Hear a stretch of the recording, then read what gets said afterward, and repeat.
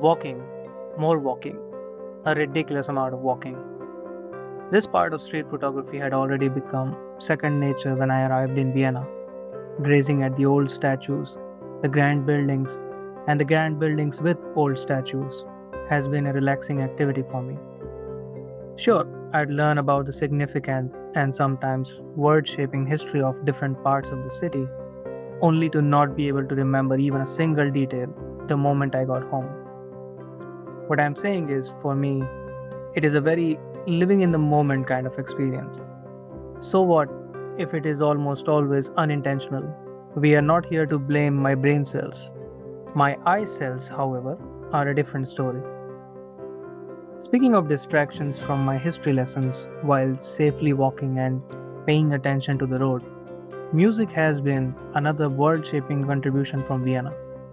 Music has been the soul of Austrian legacy, with Mozart, Beethoven, Strauss, and many others who have left their unfading mark with timeless compositions. You may dare to ignore their symphonies, but their essence remains as long as there are those who dare to see it. Before you even know the name of the building, you instinctively stop to glance at the Vienna State Opera House. It is not a written rule, but feels like one, kind of. Standing in front of its majestic entrance to cross off that tourist photo checklist is practically mandatory. With you at arm's length from the camera, the opera house across the street, and all the city's cars, buses, and trams, and if you are lucky, a horse carriage will show up for an epic photo bomb. This one is also not a rule, more like a law of motion blur in the Viennese photographic universe. I saw the first performance at Stephansplatz and quickly took a photo of the old lady with a harp, thinking that it was a rare sight.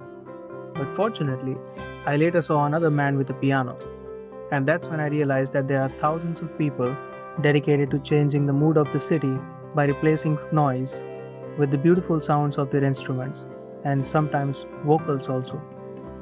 So I put my earphones back in the bag and started to pay attention to the melodies amidst the inaudible gossips and the fairly regular silence from ambulances or police cars or both. Don't ask for facts, I prefer to make my own stories in case of both. As I was enjoying the rhythm of the sirens, I proceeded to take some bokeh shots of him playing with his white piano, with colorful blurs of the people in the background. Some stopped to listen, some paused for their social media reasons, and others simply passed by, ignoring the white ambulance. What I've consistently noticed is that these street musicians don't seem to be bothered too much by the urban chaos. It's as if they have this inherent need to tell their stories through their performances, and they will tell them from cover to cover.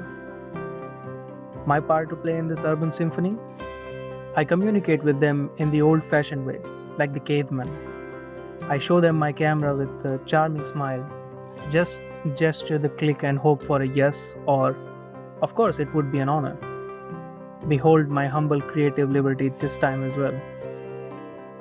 So far, I have been fortunate not to receive any no from the street performers, and the fact that they are already used to being photographed adds an additional layer of comfort to that experience, which I also intend to communicate through my photography. Along with other incredible experiences Vienna offers, I highly recommend this one as well. An unexpected gift from people, inviting us to carry their tunes as we continue after that pause among the noise.